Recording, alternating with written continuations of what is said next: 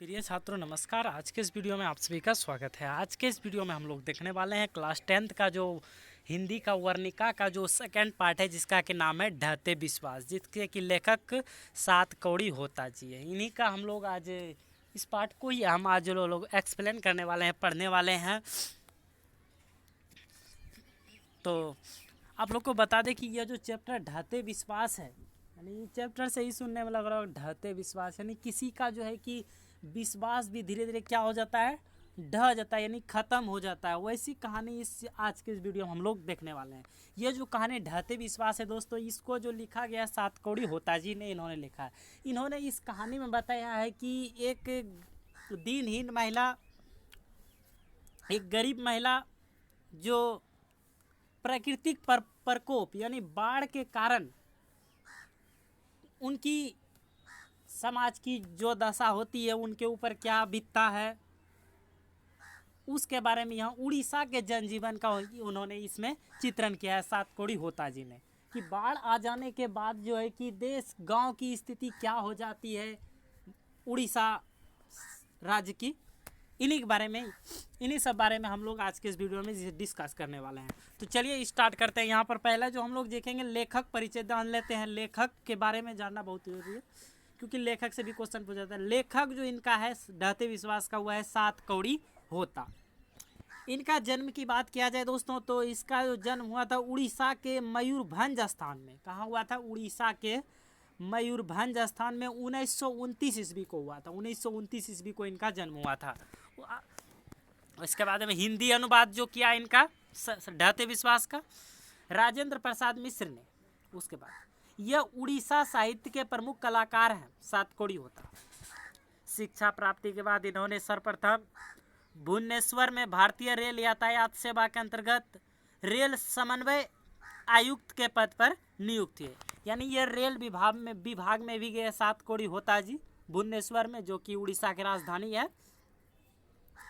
इसके बाद उड़ीसा सरकार के वाणिज्य एवं यातायात विभाग में विशेष सचिव तथा उड़ीसा राज्य परिवहन निगम के अध्यक्ष पद को सुशोभित किया इन्होंने सात कौड़ी होता जी ने। उसके बाद पाठ परिचय हम लोग देखते हैं। जो हमने बात ऊपर में बताई कि इनमें जो है कि उड़ीसा नगर की बाढ़ के विभीषिका के बारे में, बाढ़ जो कि एक प्राकृतिक आपदा है, इसको कोई नहीं रोक सकता, जो कि स्वयं उत्पन्न होते हैं, इन्हीं के बारे में इसमें बताया। तो विस्तार से जान लेते हैं। प्रस्तुत पाठ में प्राकृतिक प्रकोप से उत्पन्न समस्या पर प्रकाश डाला गया है। जो प्रकृति के कारण समस्या आती है, उन्हीं पर यहाँ पे प्रकाश डाला गया है। बाढ़ एवं सूखा से त्रस्त जीवन धैर्य तथा साहस के साथ इन समस्याओं का मुकाबला करता है, लेकिन लोगों का विश्वास तब ढहने लगता है जब बाढ़ का पानी किनारों को लांघकर गांव घरों को अपने आगोश में लेकर आगे बढ़ने लगती है। लेकिन मनुष्य का जो विश्वास तब उठ जाता है जब जो है कि पानी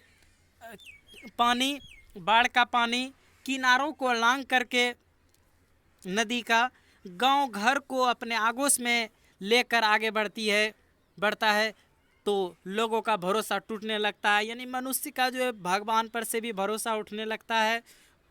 उस गांव में एक भगवान है जिसका नाम है माँ मुंडेश्वरी, उस पर भी मनुष्य का जो विश्वास टूटने लगता है। लोगों को माँ चंडेश्वरी पर जो विश्वास था वह भी छीन होने लगता है। बार बार किसी पर विश्वास करके इंसान ठगा जा चुका है, उसके साथ विश्वासघात हुआ है, अतः अब कोई व्यक्ति किसी पर विश्वास नहीं करना चाहता है। सारांश की ओर चलते हैं हम लोग। यहाँ पर दिया गया है, प्रस्तुत कहानी ढहते विश्वास चिंतन प्रधान कहानी है। ये जो कहानी है चिंतन प्रधान कहानी है। इसमें कहानीकार सात कौड़ी होता ने उड़ीसा के जनजीवन का चित्र प्रस्तुत किया है। उड़ीसा राज्य के बारे में इन्होंने वहाँ के जनजीवन, संस्कृति, सभ्यता के बारे में जानकारी दी है। कहानी एक ऐसे परिवार की आर्थिक दुर्दशा से शुरू होती है जिसका मुखिया लक्ष्मण है। कहानी जो इसी से शुरू होता है, जिसका मुखिया एक ऐसे परिवार की आर्थिक दुर्दशा से, जिसकी स्थिति बहुत ही काफ़ी नाजुक है, जिसका मुखिया लक्ष्मण कलकत्ता में नौकरी करता है, किंतु उसकी कमाई से परिवार का भरण पोषण नहीं हो पाता। लक्ष्मण जो कि कलकत्ते में नौकरी करता है, उसकी कमाई से परिवार का भरण पोषण क्या होता है, नहीं हो पाता है। उसकी जो पत्नी है, इसलिए उसकी पत्नी तहसीलदार साहब के घर छिटपुट काम करके उस कमी को पूरा करती है। और आप लोगों को बता दें कि इसकी जो लक्ष्मण की जो पत्नी है उसका नाम है लक्ष्मी। उसके पास 1 बीघा खेत है। लक्ष्मी के पास जो है 1 बीघा खेत भी है, लेकिन बाढ़, सूखा तथा तूफान के कारण वह खेत दुख का कारण बन जाता है। किसी साल जो है बारिश नहीं होने के कारण जो है कि खेती नहीं हो पाती है, तो कभी जो है कि बाढ़ के कारण जो है फसल जो है बर्बाद हो जाते हैं। तो यह भी उनके लिए एक दुख का क्या है, कारण है। कई दिनों से लगातार वर्षा होते देख लक्ष्मी इस आशंका भयाक्रांत हो गई। उसके गांव में जो है उड़ीसा नगर में जो है लगातार कई दिनों से लगातार वर्षा होते देख लक्ष्मी इस आशंका भयाक्रांत हो गई कि इस बार भी बाढ़ आएगी। उन्होंने जब लक्ष्मी ने देखा कि लगातार जो है कि कुछ दिनों से बाढ़ हो रही है, तो उनको अनुमान लग गया कि लगता है कि इस बार फिर बाढ़ आएगी। तूफान से घर टूट गया था, यानी तूफान से जो है कि हवा तूफान के कारण पहले ही घर टूट गया था। कर्ज लेकर किसी प्रकार घर की मरम्मत कराई है। तूफान और सूखा से त्रस्त होते हुए भी हल किराए पर लेकर खेती करवाती है। सूखा होने के कारण धान के अंकुर जल गए। धूप होने के कारण जो है और पानी नहीं रहने के कारण जो है कि धान के अंकुर भी जल गए। फिर भी हार न मानकर बारिश होने पर रोपनी करने का इंतजार किसान कर रहे थे, लेकिन लगातार वर्षा होने के कारण बाढ़ आने की चिंता ने लोगों की जिंदगी को हराम कर दी थी। लक्ष्मी का घर देवी नदी के बांध के नीचे था। लक्ष्मी का जो घर था वह देवी नदी के बांध के नीचे था। लक्ष्मी उसी समय ससुराल आई थी जब दलई बांध टूटा था। और बता दें कि लक्ष्मी जो है कि जब पहली बार ससुराल आई थी तो उसी समय क्या हुआ था कि दलई जो बांध था वह टूटा था। बाढ़ की भयंकरता के कारण लोगों की खुशी तुराही के फूल की तरह मुरझा गई थी। यानी कि एक प्रकार से कि फूल जो है कि पूर्ण रूपेण खिला हुआ फूल जो है कि मुरझा गया, उस तरह का माहौल हो गया। एक हंसता खिलता व्यक्ति जो है कि उदासीनता में डूब गए। पानी के कारण चारों तरफ हाहाकार मचा हुआ था। उस दर्दनाक स्थिति की अनुभूति लक्ष्मी को हो रही थी। आप लोग ग्रामीण परिवेश में ऐसे देखे होंगे कि जिस स्थान पे कि पानी आता है तो वहाँ की जो है कि स्थिति कैसी हो जाती है। तो यहाँ पर जो उसी के बारे में बताया गया है कि लक्ष्मी के घर चारों तरफ हाहाकार मचा था। उसकी दर्दनाक स्थिति का अनुभूति लक्ष्मी को हो रही थी। पूरा गांव में पानी आ गया था, हाहाकार पूरा शोरगुल था।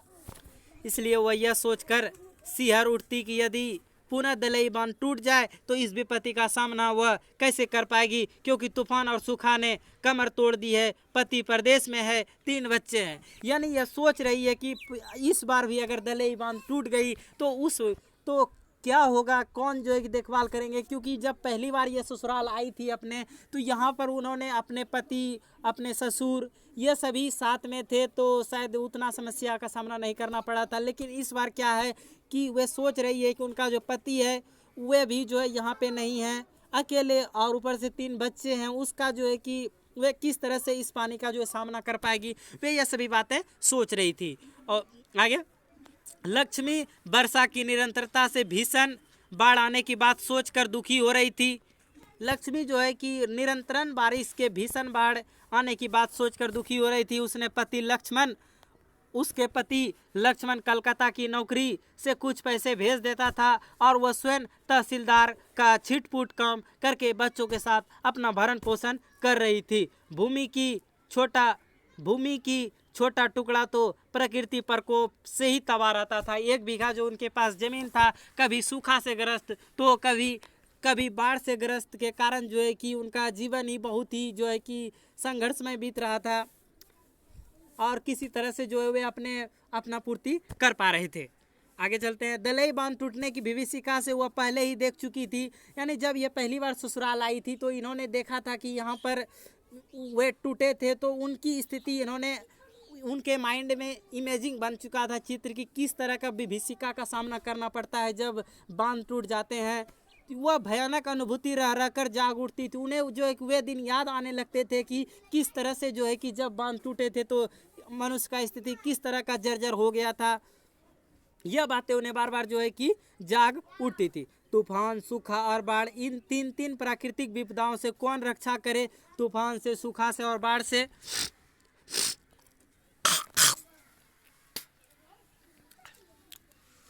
बांध की सुरक्षा के लिए ग्रामीण युवक स्वयंसेवी दल बनाकर बांध की सुरक्षा में संलग्न थे। लक्ष्मी भी बड़े लड़के को बांध पर भेजकर 2 लड़कियों और एक साल के लड़के के साथ घर पर है। पूर्व में भयानक स्थिति को देखकर भी लोग यहाँ खिसके नहीं। पूर्व में ऐसी स्थिति यानी पहले भी मनुष्य ने ऐसी स्थिति देखी थी। इनको देखकर के भी लोग जो है कि वहाँ से घर से नहीं जा रहे थे इधर उधर। शायद इसी प्रकार नदियों के किनारे नगर और जनपद बनते गए। लक्ष्मी भी पूर्व के आधार पर कुछ चिवड़ा, बर्तन, कपड़ा संग्रह कर लिए। गाय बकरियों के पगहा खोल दिए। यानी इन्होंने जो है कि अनुमान लगा लिया पानी तो घर में आएंगे ही। इससे पहले तो उन्होंने क्या किया कि जो सामान की घर में भीगने योग्य थे, जो कि पानी के कारण भीग सकते थे, उन सभी सामानों को इन्होंने क्या किया, घर से बाहर किए और अच्छे स्थान पे जाके रख दिया। और गाय बकरी जो थे, जानवर लोग, उनको जो है कि गले से, रस्सी से खोल दिए कि अगर जिंदा रहेंगे तो कहीं न कहीं इनका बसा हो जाएगा और बंधा रहने के कारण जो है कि घर में ही क्या हो जाएगा, मर जाएंगे। पानी ताड़ की ओर बढ़ा और शोर मच गया। और इन्होंने उसके बाद क्या किया कि सभी जितने प्रकार के सामान उमान थे हुए सभी को एक रूम में करके किवाड़ गेट को जो है लगा दिए। पानी ताड़ की ओर बढ़ा और शोर मचा। ग्रामीण युवक काम में जुटे थे और लोगों में जोश भर रहे थे तथा लोगों को ऊंचे पर जाने का निर्देश भी दे रहे थे। उसके बाद जो है ग्रामीण युवक जो है कि काम में जुटे थे उसी में और लोगों को जोश भर रहे थे। उनको जो है बता रहे थे कि इस स्थिति से घबराना आप लोग को नहीं है। और सभी व्यक्ति को जो है वे सलाह दे रहे थे कि आप लोग जो है कि ऊंचे स्थान पे जाइए। सब लोगों का विश्वास आशंका में बदल गया। लोग कांपते पैरों से टीले की ओर भागे, स्कूल में भर गए। उसके बाद सभी व्यक्ति जो है कि ऊंचे स्थान पे जाने, कोई स्कूल में चले गए तो कोई ऊंचे स्थान पे चले गए। देवी स्थान भी भर गया। मूर्ति के सबके जो स्थान होंगे, मंदिर सब, वे सभी भी भर गया। लोग हताश थे। अब तो केवल माँ चंडेश्वरी का ही भरोसा था। यहाँ पर जो है एक माँ चंडेश्वरी का आया है, इस पे जो है कि मनुष्य का काफ़ी विश्वास था। लेकिन जो है कि इस बाढ़ के कारण जो है माँ इस पर से भी मनुष्य का भरोसा क्या हो गए, टूट गए। लक्ष्मी भी आशा छोड़कर जैसे तैसे बच्चों को लेकर भाग रही थी क्योंकि बांध टूट गया था। उसके बाद क्या हुआ कि दलई बांध जो है कुछ समय के बाद टूट गया था और बाढ़, सभी व्यक्ति इसलिए ऊंचे स्थान पर जा रहे थे और बाढ़ वृक्ष घर सबों को जल्दी लील रही थी। उस जल्दी जो है सबको जो है डुबा रहे थे वे पानी। शिव मंदिर के समीप पानी का बहाव इतना बढ़ गया कि लक्ष्मी बरगद की जटा में लटक कर पेड़ पर चढ़ गई। वह कब बेहोश हो गई थी, कोई किसी को पुकार सुनने वाला नहीं। टीले पर लोग अपने को खोज रहे थे। स्कूल भी डूब चुका था तो लोग कमरे भर पानी में किसी तरह खड़े थे। लक्ष्मी को होश आने पर उसका छोटा लड़का जो है लापता रहता है, जो 1 साल के थे। वह रोज चिल्ला रही थी पर सुनने वाला कौन था। लोगों का विश्वास देवी देवताओं पर से भी उठ गया क्योंकि इन पर बार विश्वास करके लोग ठगे जा रहे हैं। लक्ष्मी ने पुनः पीछे देखा पर उसकी दृष्टि शून्य थी। फिर भी एक शिशु सबको उसने अपने पेड़ की तने पर से उठा लिया और सीने से लगा लिया, जबकि वह उसका पुत्र का शव नहीं था। तो इस तरह से हमने देखा कि किस तरह का जो है उड़ीसा के जनजीवन का चित्रण सातकोड़ी होता जी ने किया है। और ढहते विश्वास कहानी को भी आप लोग समझ चुके होंगे। आशा करता हूँ वीडियो अच्छा लगा तो वीडियो को लाइक कीजिए। चैनल पे पहली बार है, चैनल को सब्सक्राइब करें। मिलते हैं इसके सब्जेक्टिव और ऑब्जेक्टिव क्वेश्चन में। उसके बाद एगो MCQ टेस्ट भी हम कराएंगे, उसको भी आप लोग अगर करना चाहें तो चैनल को सब्सक्राइब कर लें। मिलते हैं इस तरह के अगले वीडियो में, तब तक के लिए जय हिंद जय भारत।